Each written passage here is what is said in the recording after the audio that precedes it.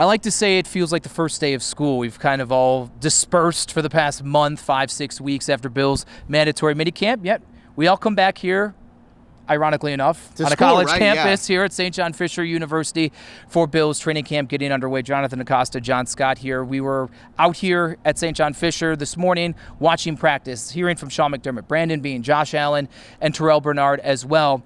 The number one storyline heading into training camp was the Bills wide receiver room.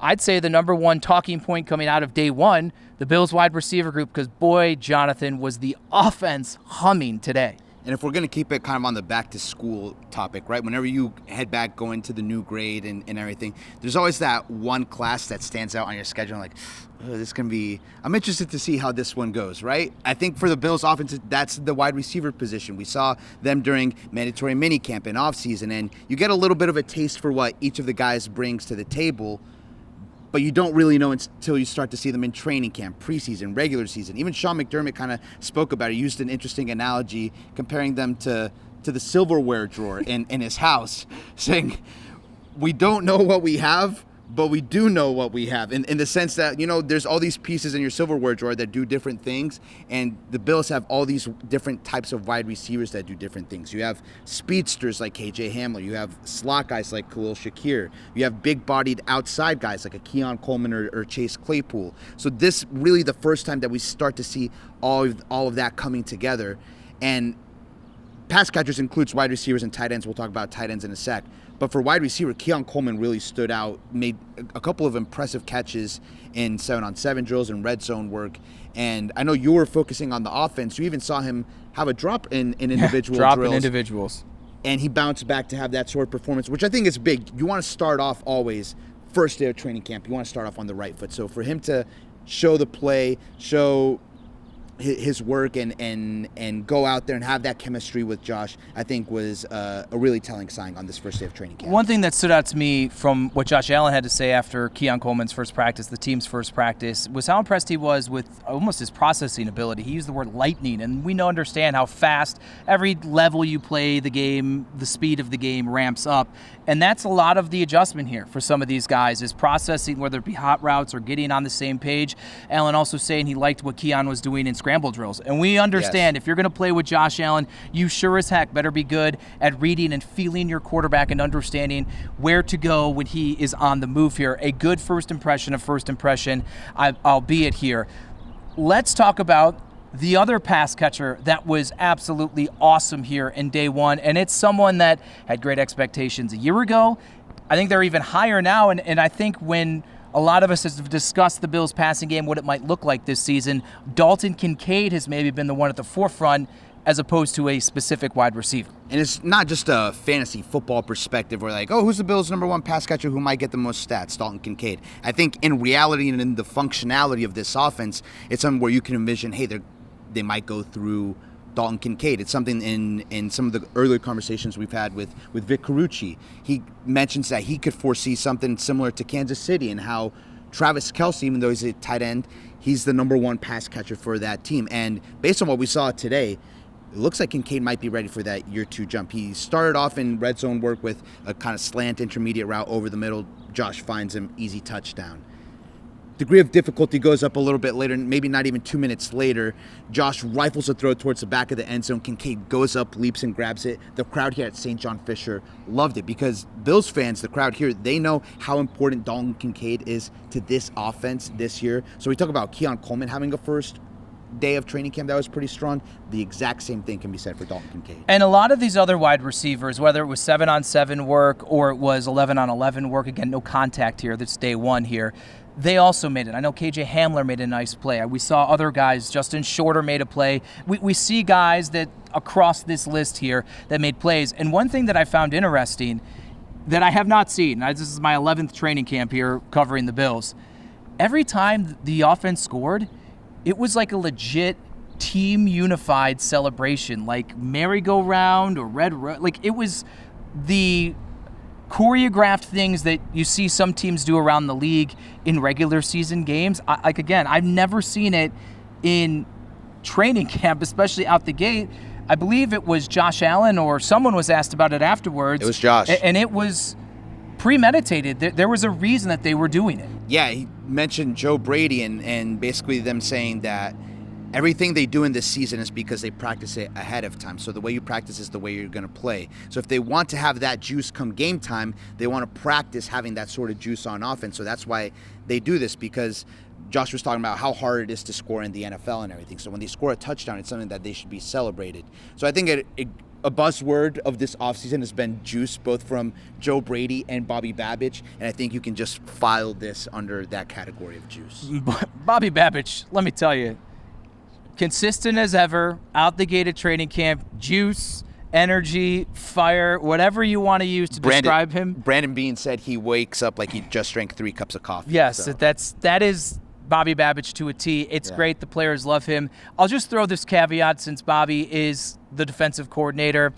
When it's red zone work out the gate, the defense is already on their heels. There's no contact here. So no real reason to panic in terms of, oh my gosh, we've had so much focus on the questions on the Bills offense. Is this a bad sign out the gate for the Bills defense? I wouldn't go that far. Let's stay with Babich here, because another big talking point is who's going to call the Bills defensive plays. I got to admit, Sean McDermott was pretty steadfast in saying, please don't ask me about this until middle of training camp. Lo and behold, he was asked day 1 of training camp. He actually was a little more forthcoming in the sense of, says he has an idea. He has a pretty good feel for who he wants to call the Bills defense, not willing to publicly say that, adding that he and Babich will be calling defensive plays throughout training camp here. So a little tip of the hand here. Still don't know it, but from an informative standpoint, just good to see that both of them will be doing it, I think, to stay sharp, regardless of who does it. I don't know yet if I have a feel which direction that's going to go. I'm going to be honest. Earlier this offseason, I was convinced that Sean McDermott would remain the defensive play caller, just because it's what he did. Last year, the defense played really well. Any struggles that the Bills had was not because Sean McDermott was the defensive play caller.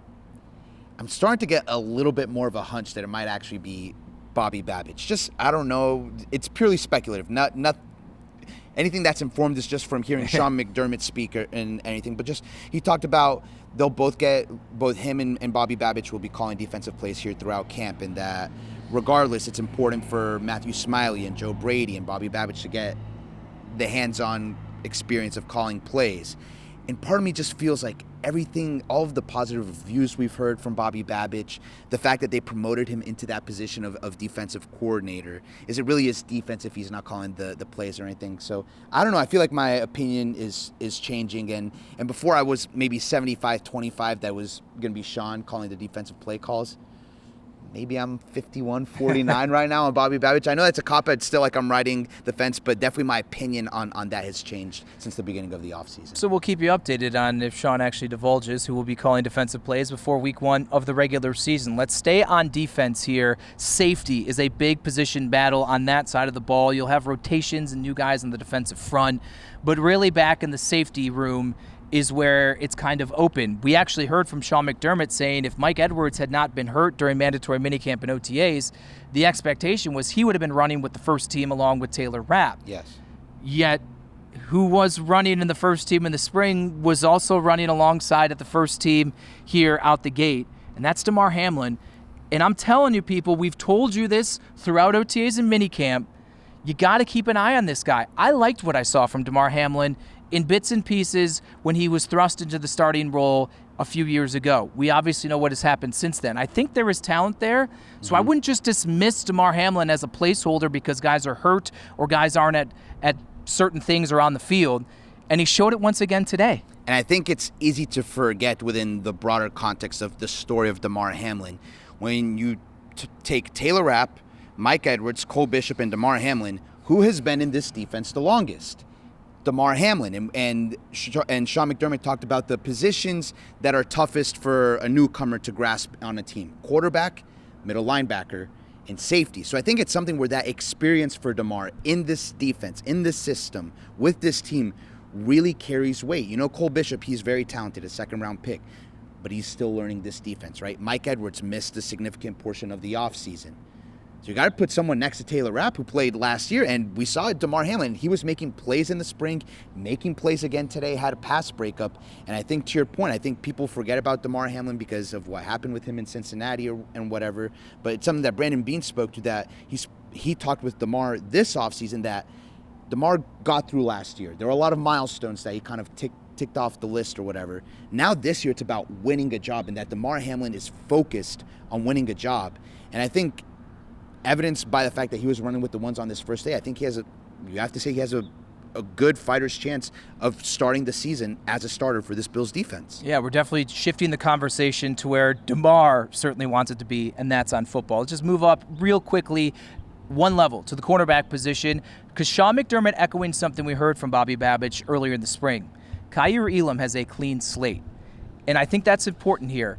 I do not expect him to push aside and beat out Rasul Douglas or Christian Benford. Nothing is impossible, but he even saw some extra time with the ones here today. He slid in for either of those guys for their absences excused earlier in the spring. It's just worth noting that maybe it was a lot of other things mixed into the bag there for why Kaiir Elam hasn't been successful to this point. So to hear month and a half, 2 months after Bobby Babich said it, to hear the head coach Sean McDermott say that about Kaiir Elam, it is interesting. I'll go to you, though, about injuries, because Von Miller, Matt Milano, two guys I had on my training camp countdown as really key things to focus in on. Positive reports out the jump. Yeah, I think let's start with Von, because he actually did play last year and coming back from that injury, and the biggest thing that was missing from him was that explosive burst, right? I think it's even Brandon Beane, something that he talked about, and when they're gauging how far along Von Miller is in being back to Von Miller, it's that explosive burst. Nothing too crazy, but I think you notice it just a little bit more out here at training camp compared to what we saw out of Von Miller for most of the season last year. And then with Matt Milano, I think it's just big the fact that he's out here going through all of the drills, not limited in any capacity. We talk about running with the ones on defense right there next to Terrell Bernard. And I think that's crucial in the sense that Bernard and Milano, Bills fans excited about the possibility that could be and what those two could be together. They only played for 4.25 games last year together. That's all they have under their belts playing together. So while we know at this point that both of them are individually talented, I think it's important for those two to continue to develop the chemistry both on the field and mentally and communication and all of the aspects that go into playing at that middle linebacker position to get this Bills defense to where it wants to be this season. Trying to think of anything else to wrap up. I'm actually going to refrain from looking at my notes. I'll bring them for the next one that we do here at training camp. Bills training camp going to continue Tuesday morning is the second practice. We'll hear from offensive coordinator Joe Brady, get a grasp on maybe where the offense is, certainly day one performance, which we've raved about, and how things move forward here as he, Josh Allen, the new weapons and the old ones, Khalil Shakir and Dalton Kincaid and Dawson Knox alike. Actually, on that note, and I want you to jump in on this, I think if there is one final note, especially for the offense, we talked about the pass catching ability of these running backs, and I think that's something that we've continued to see both with James Cook, and Ray Davis looks like an impressive pass catcher out of the backfield. I don't know if that's something that you noticed in watching the offense, but it certainly feels like that's something that we talk about Joe Brady implementing his taste and his spin on this offense. I think that's something that we could even see maybe even more this season. I don't know if that's something that you agree with. Well, and also notice Ty Johnson. He's going to be a legit player in this mix here. It's not just going to be James Cook and Ray Davis. It certainly could be that pecking order, but Ty Johnson flashed last season. I think he's very much in the mix here to be in the Bills offense. We'll wrap this up. Lindsey Mopper going to come in and sub in for day two here, but Joe Brady, again, the offensive coordinator, will speak before practice at 9:45 Tuesday morning. We'll hear from more players, and we'll see how the defense maybe responds after kind of getting pushed around and lit up a bit here. It's evened out a little bit. They won the offseason mandatory mini camp and OTAs. The defense was kind of the highlight of the story. So I guess it's only fair for the offense to take the highlights and take the praise from day one of training camp. Offense is more fun to talk about, so I'll stay with it. With Jonathan Acosta, I'm John Scott for Channel 2 Sports.